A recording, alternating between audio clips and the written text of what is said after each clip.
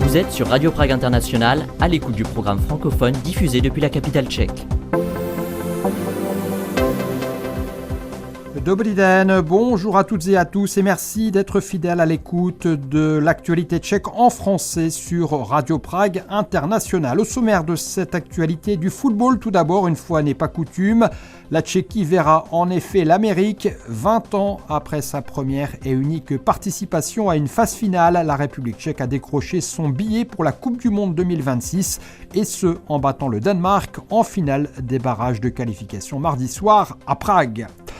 Série Temple de la littérature, ensuite, c'est à Kroměříž en Moravie que nous vous emmenons cette semaine pour découvrir la splendide bibliothèque de la résidence des archives. Et puisque nous sommes en Moravie, nous vous proposerons également de réécouter une balade à Olomouc. Mais avant tout cela, le Flash Info préparé et présenté par Alexis Rosenzweig. Très bonne écoute de Radio Prague International en français.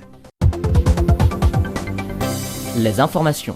Et la principale information de cette journée, c'est bien sûr que l'équipe nationale tchèque de football a battu le Danemark mardi soir à Prague après les tirs au but et qu'elle s'est donc qualifiée pour la Coupe du Monde. Pour voir cette vidéo, une vidéo de la qualification historique, c'est sur notre site français.radio.cz et également sur nos comptes Twitter, Blue Sky et Facebook. Une partie du traité entre la République tchèque et le Vatican est contraire à l'ordre constitutionnel tchèque. C'est ce qu'a indiqué ce mercredi la Cour constitutionnelle. La ratification de ce traité ne peut donc pas être achevée tant que cette contradiction n'aura pas été levée. Par exemple, après de nouvelles négociations entre les deux parties contractantes, les points problématiques concernent le secret de la confession et l'accès aux archives ecclésiastiques. Selon l'arrêt de la Cour, ce que l'on appelle le concordat régit les relations entre l'État et l'Église catholique à laquelle il garantit des droits et des libertés spécifiques. Une proposition visant à examiner la conformité du texte négocié avec l'ordre constitutionnel tchèque a été déposée par un groupe de sénateurs. Le président de la République, Petr Pavel, avait également exprimé des doutes. Les juges constitutionnels ont examiné la question pendant plus d'un an. Mercedes-Benz Trucks, filiale du groupe automobile allemand Daimler Truck, prévoit de construire une usine à Cheb, dans la ville de Cheb, avec une capacité de production d'environ 25 000 véhicules. Le site devrait employer 1100 personnes. Dans une première phase, l'investissement s'élèvera à entre 7 et 8 milliards de couronnes. Cela fait près de 300 millions d'euros. Le ministre de l'Industrie et du Commerce tchèque, Karel Havlíček, a qualifié le projet comme l'un des investissements les plus importants en Tchéquie. Selon lui, il apportera plus d'1 milliard d'euros au produit intérieur brut tchèque et 14 milliards supplémentaires de couronnes aux finances publiques. La construction du site, qui s'étendra sur 65 hectares, devrait débuter d'ici à la fin de l'année prochaine, avec un lancement de la production prévu d'ici l'année 2030.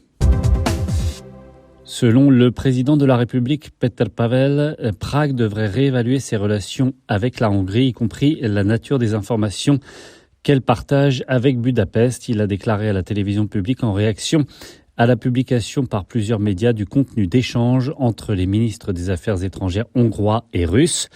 Le ministre tchèque des Affaires étrangères, Petr Matýnka, a quant à lui réagi auprès de l'agence Četeka en affirmant que la politique étrangère de la Tchéquie était définie par le gouvernement et non par le président et que ses opinions ne sont donc pas pertinentes. Je considère comme totalement inacceptable qu'un État membre de l'Union européenne et de l'OTAN contourne ainsi les règles et partage avec notre adversaire des informations sensibles, sinon classifiées. C'est ce qu'a déclaré le président Pavel à la télévision. Selon lui, la Hongrie affaiblit la sécurité collective. On termine avec, comme d'habitude, un mot sur la météo, du soleil et des températures en hausse, autour de 13 degrés pour les maximales. Ce sont les prévisions pour le premier jeudi du mois d'avril à Prague. Et la suite de notre programme francophone, c'est tout de suite maintenant avec Guillaume Narguet. Radio Prague International, le programme francophone. On poursuit donc avec du football. 20 ans après sa première et unique participation à une phase finale, la République tchèque a décroché son billet pour la Coupe du Monde 2026 et ce en battant le Danemark en finale des barrages d'accession mardi soir à Prague et ce sur le score de 2 buts partout puis de 3-1 au tir au but. Un grand moment de bonheur pour le football tchèque. A hurá směr Amerika. Michal Sadílek má na ramenou těžké břímě. V pohodě! Nádhera, jsme tam český národní. La République tchèque participera donc à la Coupe du Monde en juin prochain et si 20 ans après sa dernière apparition dans une phase finale, il s'agit là indéniablement d'une bonne nouvelle pour son football et pour le sport tchèque dans sa globalité. Ça l'est peut-être en revanche un peu moins pour le football mondial, car même si les supporters tchèques en avaient tout à fait cure après que Michal Sadílek, comme on vient de l'entendre, a transformé le 4e tir au but qui a envoyé la Representace en Amérique, ou plus précisément au Mexique, où elle disputera 2 de ses 3 matchs de groupe. Cela n'empêche pas de constater que ce n'est pas la meilleure équipe sur le terrain qui a arraché la qualification mardi. Il est d'ailleurs fort probable que le Danemark, un Danemark techniquement nettement supérieur au Tchèque, ressassera très longtemps encore cette soirée pragoise qui, comme 5 jours auparavant, déjà lors de la réception de l'Irlande en demi-finale de ces barrages, s'est achevée au bout de la prolongation et d'une séance de tir au but qui, une nouvelle fois, a souri aux hommes de Miroslav Kobek, le sélectionneur tchèque en poste depuis 2 matchs. Kterou rozehraje Vladimír Coufal. Dobrý balón. Gól!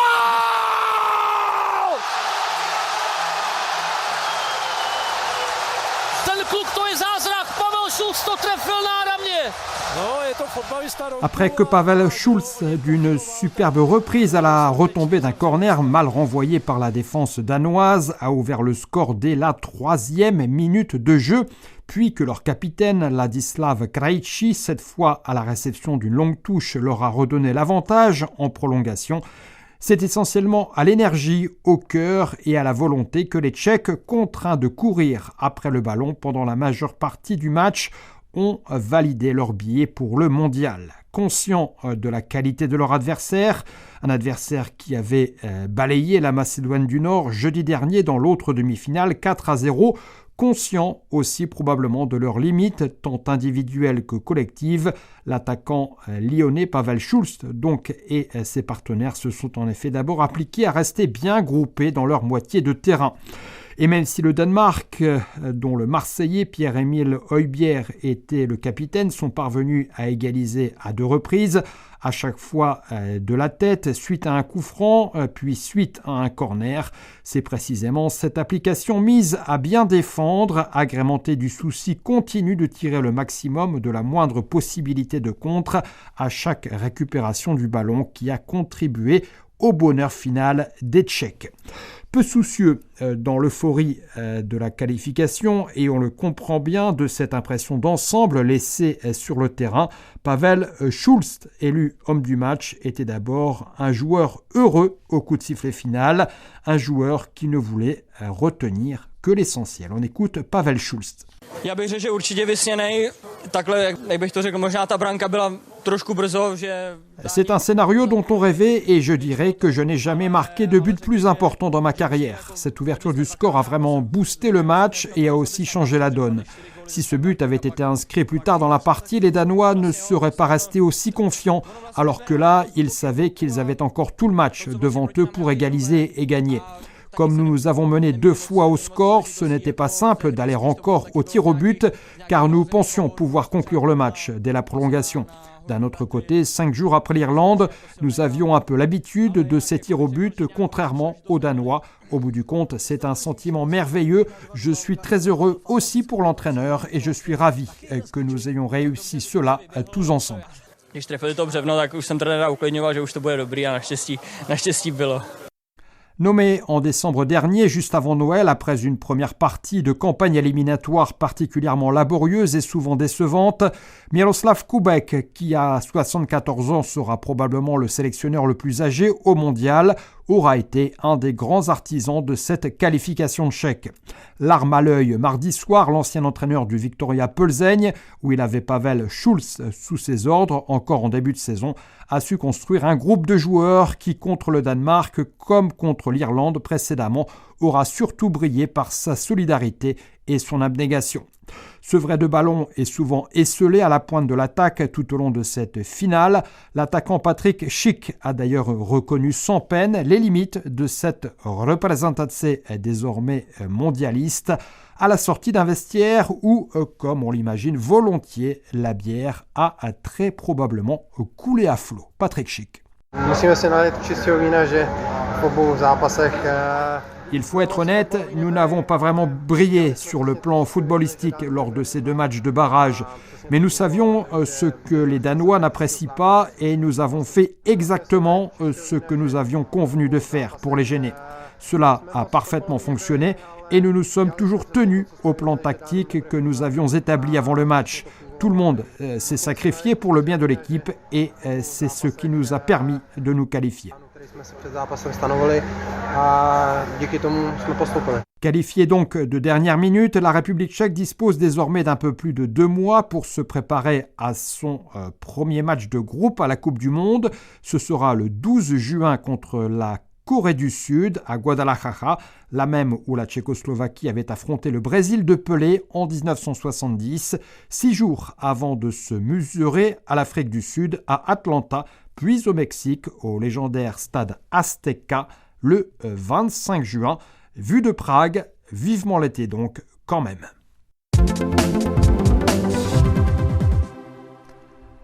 Vous êtes toujours à l'écoute de Radio Prague. On retrouve maintenant notre série consacrée au temple de la littérature en République tchèque. Classé avec ses jardins sur la liste du patrimoine mondial de l'UNESCO, le château de Kroměříž est l'un des sites les plus visités en Tchéquie. Nous vous invitons à découvrir sa bibliothèque baroque, l'une des premières institutions du genre dans les pays tchèques à avoir ouvert ses portes au public. C'est ici aussi, au cœur du château, que certaines scènes du célèbre film Amadeus de Miloš Forman ont été tournées. Magdalena Rozinkova.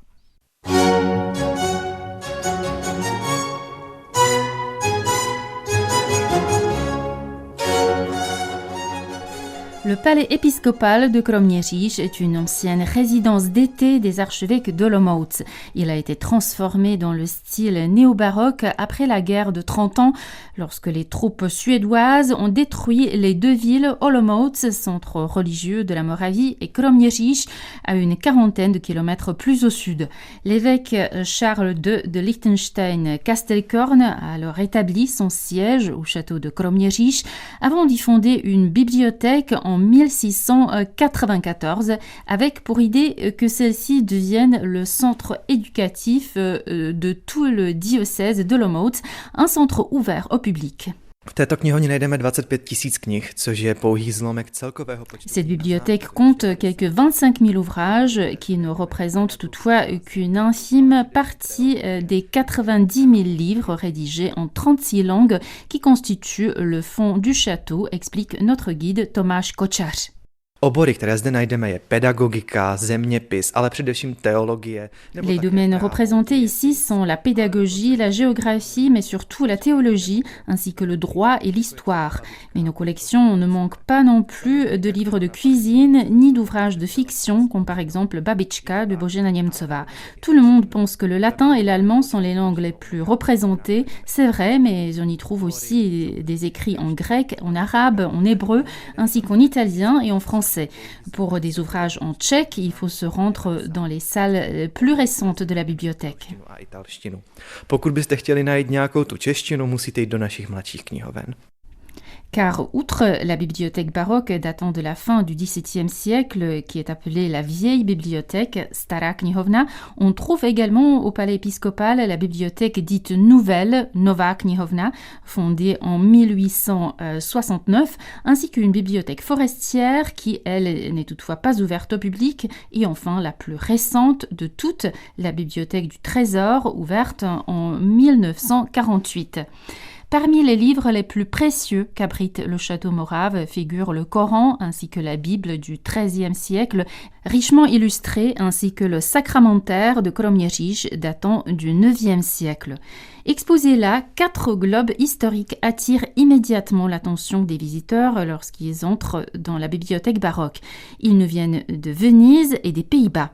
Co je zajímavé je, jak vlastně sem byly dovezeny. Byly to prázdné dřevěné koule. Ce qui est intéressant, c'est la façon dont ils sont arrivés ici, raconte Tomáš Kočář. Il s'agissait de boules de bois vides qui n'ont été recouvertes de papier qu'une fois à Kromierzyj. Chaque paire comprend 2 types de globes, l'un astronomique et l'autre géographique. Na těch zeměpisných je právě úžasné pozorovat, jak vlastně jsme objevovali ten svět. Et sur ces globes géographiques, il est fascinant d'observer la manière dont on envisageait le monde à l'époque. Pour l'Amérique du Nord, par exemple, on voit que la péninsule californienne est représentée comme une île ou que la péninsule arabique est totalement disproportionnée par rapport à l'Afrique. A nebo že arabský poloostrov je naprosto disproporciální proti Africe. Par le passé, les archevêques et évêques accueillaient à Kromierzyj de nombreux invités prestigieux. Les visiteurs du château peuvent y voir aujourd'hui encore différents cadeaux que ces hôtes ont apportés en Moravie, raconte Tomáš Kočář. Tak jeden z těch darů je například 300-kilová váza ze zeleného. L'un de ces cadeaux est par exemple un vase qui pèse au moins 300 kg. Il a été rapporté par le tsar russe Alexandre III qui a rencontré ici l'empereur autrichien François-Joseph Ier. Ce vase est l'un des rares objets d'art exposés au château qu'on ne déplace jamais. Le tsar nous a également apporté son portrait, tandis que François-Joseph Ier et son épouse Sissi nous ont apporté leur portrait de mariage datant de 1854. Après avoir visité les salles de bibliothèque et les salles cérémoniales, les touristes qui se rendent dans la pittoresque ville morave de Kromierzyj ne devraient pas manquer de découvrir la galerie du palais épiscopal où est exposé entre autres l'un des tableaux les plus précieux qui se trouve sur le territoire tchèque, à savoir le supplice de Marsyas peint par Titien. Et puisque nous sommes en Moravie, nous vous invitons maintenant à réécouter une partie d'un reportage de notre série consacrée aux différentes régions de République tchèque. Cette fois, c'est à Olomouc, chef-lieu de la région éponyme que nous vous emmenons, et ce pour découvrir une partie de la ville à l'occasion d'une balade dans ses rues, une promenade en compagnie de Sacha Mikula, franco-tchèque installé à Olomouc depuis quelques années, et d'Anna Kubishta. Destination Olomouc, aujourd'hui dans ce nouvel épisode de notre série consacrée aux différentes régions de République tchèque. Olomouc, c'est la ville principale de la région éponyme, la région d'Olomouc.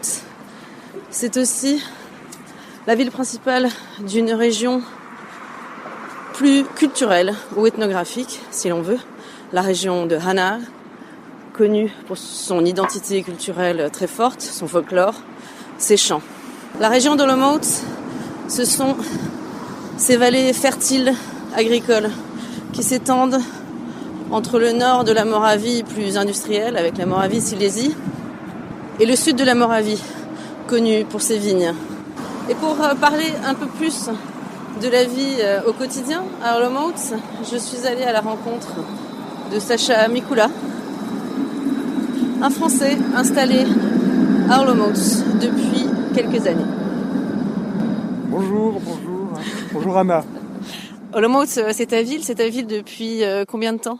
C'est mon point de chute, on va dire, depuis 2016, donc oui, ça fait 6 ans. Toi, tu venais de Paris à la base ? Oui, de région parisienne, à côté de Versailles, d'un petit village. Voilà, j'ai des origines tchèques aussi, donc je suis pas dépaysé, on va dire.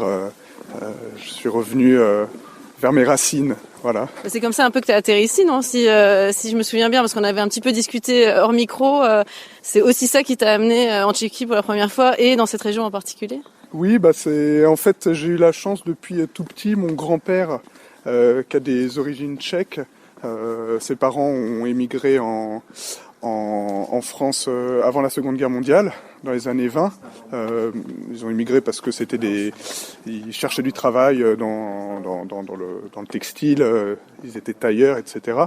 Donc lui, il parle tchèque et il a voulu nous transmettre sa culture, entretenir les relations avec la famille qui est restée ici. Et donc, ça m'a motivé pour venir par moi-même et voir un peu, découvrir. J'apprends tous les jours des nouvelles choses et voilà, non, Olomouc, c'est vraiment une belle ville. Il y a de la nature, il y a de la végétation, il y a de l'histoire, il y a des étrangers, des étudiants. C'est une ville étudiante, donc non, ça me correspond bien. Voilà. Là, on a descendu des escaliers, on était près de l'église Saint-Michel, Svatý Michal, et on descend, c'est une espèce comment est-ce qu'on peut décrire ça ? Une grande volée d'escaliers, on descend, on va entendre peut-être que ça résonne un peu, là. C'est une espèce de passage assez étrange, on va où ? Alors là, on descend vers la rivière Mlinsky Potok, qui longe en fait les renforts, on va dire, de la ville. Les fortifications, on est en hauteur, donc on descend et on longe en fait cette espèce de muraille, elle entoure l'université. On arrive directement dans un parc, voilà. Donc. Alors, ce passage c'est très marrant, il y a plein de graffitis. Il faudrait peut-être que je prenne des photos, mais alors il y a même un graffiti, j'ai quand même jamais vu ça, avec un des petits chevaux de Lascaux quand même. Oui, c'est pour imprégner d'histoire ce passage. Voilà. C'est pas toi en tant que Français qui l'a fait ce graffiti ? Non. Alors, voilà, ça c'est magnifique. Alors ici, alors évidemment, il n'y a pas l'image, mais on peut décrire quand même. En effet, il y a les fortifications quand on se tourne, quand on descend du petit passage, au-dessus de magnifiques maisons. Alors c'est des styles architecturaux quand même très différents à Olomouc. C'est un peu comme à Prague finalement. Il y a un peu tous les styles architecturaux dans cette ville. On se trouve en dessous de la Villa Primavesi, une villa Art Nouveau. Avec un nom italien. Voilà, oui. On va dire que l'Art Nouveau est quand même un peu présent à Olomouc. D'ailleurs, il est présent en France. Enfin, c'est un peu la connexion franco-tchèque qui s'est faite grâce à Alphonse Mucha, ou Mucha en français. Oui, et puis alors à côté, il y a du baroque, il y a des trucs un peu plus classiques, etc. Et là, on est dans un parc, et comme tu disais, en fait, il y a une petite rivière, donc Mlinsky Potok, c'est plutôt un petit ruisseau, voilà, le petit ruisseau du Moulin. Qui rejoint la Morava ensuite. Et en face, on a le Rosarium en face. Donc, je pense que pour Olomouc, c'est assez important tout ce qui est la végétation, le paysagisme. Flora Olomouc, c'est un festival floral qui se tient tous les ans. Et alors là, on prend quelle direction pour le coup ? Alors là, on va à gauche, c'est-à-dire on va remonter. Là, on longe en fait sur la gauche. Comme tu disais, il y a des bâtiments plutôt de style baroque, c'est l'université. Alors ça, c'est l'université Palatsky, qui est très ancienne, 1573 il me semble. Voilà, je crois que c'est la deuxième plus ancienne faculté après Prague. C'est un peu le cœur de la ville quand même, non ? Oui, c'est le cœur, c'est le poumon de la ville, c'est au niveau culturel, au niveau... je veux dire, c'est ce qui permet à Olomouc d'être dynamique, enfin d'avoir... c'est ce qui fait vivre Olomouc, on va dire. Parce que c'est vrai que l'été, on voit que c'est plutôt calme, c'est plutôt désert, quand il n'y a plus les étudiants, quoi. Donc c'est quand même grâce à cette université que Olomouc se développe et est intéressante aussi. Est-ce que toi, en tant que Français, justement, tu as eu l'impression, en arrivant ici, qu'il y avait, on va dire, une communauté étrangère assez importante, de toute nationalité, justement grâce au fait que justement il y a des étudiants, des chercheurs peut-être qui viennent un peu partout ? Oui, c'est ça. Donc il y a l'université de médecine qui attire beaucoup d'étrangers chaque année, les gens qui viennent du monde entier, d'Asie, d'Espagne, du Moyen-Orient, voilà, donc d'Inde aussi. Donc on peut voir ce melting pot, on peut en être témoin pendant l'année. Et puis il y a aussi des gens qui viennent travailler, qui viennent faire de la recherche, des gens qui travaillent pour des entreprises internationales ou qui travaillent avec la République tchèque. Donc c'est pas mal, je veux dire. Ça enrichit la ville, on va dire. Oui, c'est intéressant parce que finalement en Tchéquie, on a toujours l'impression, on parle toujours de Prague comme étant une capitale qui est devenue en effet multiculturelle depuis les années 90, mais finalement on se rend compte qu'il y a des petites villes aussi qui peuvent attirer du monde. Oui, effectivement. Alors, à une échelle plus petite peut-être, mais oui, exactement, c'est très présent ici. On continue notre balade dans Bezručové Sade, donc ce magnifique parc qui s'étend en dessous de l'université et en dessous finalement un peu de la ville haute de Olomouc. Et Sacha, Mikola, on va où là exactement? Tu m'emmènes où? On remonte par ce que j'appellerais un petit passage secret. Parce que quand je suis arrivé ici, j'étais un peu perdu et c'est vrai que il y a pas mal de petits passages comme ça par lesquels on peut passer. Donc dans la ville. Voilà. Donc là on remonte sur la ville haute pour rejoindre le Ponorka. Qu'est-ce que c'est le Ponorka? Le Ponorka, c'est on va dire le bar underground. De l'Olomouc. Je crois qu'il y a une histoire par rapport au communisme. Je crois que pendant le communisme, c'était un peu l'endroit où les personnes un peu hostiles au régime ou pour boire. Pour boire des bières. Voilà. C'est quoi Ponorka en français?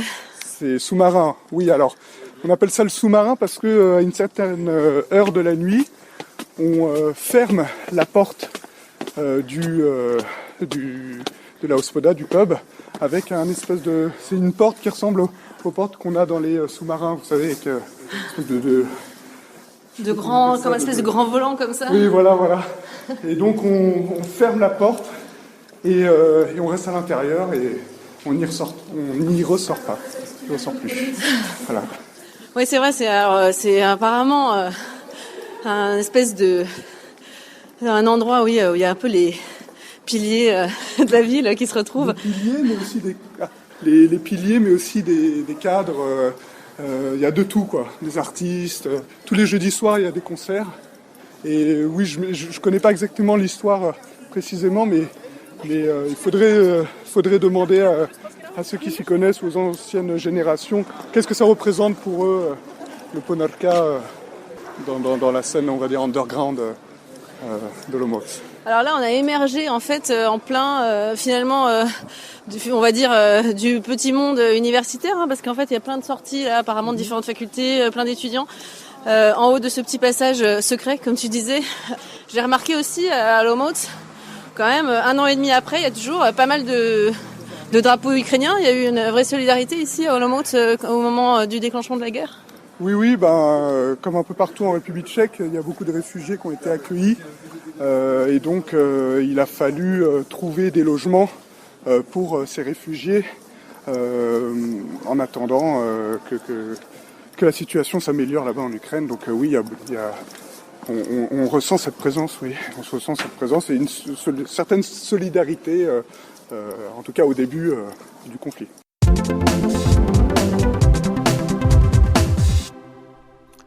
Voilà, c'est ainsi que s'achève lentement mais sûrement le programme préparé par l'équipe de la rédaction francophone de Radio Prague International pour ce mercredi. Si vous voulez réécouter ou écouter ce reportage à Olomouc dans son intégralité, vous pouvez le retrouver dans nos archives sur notre site internet.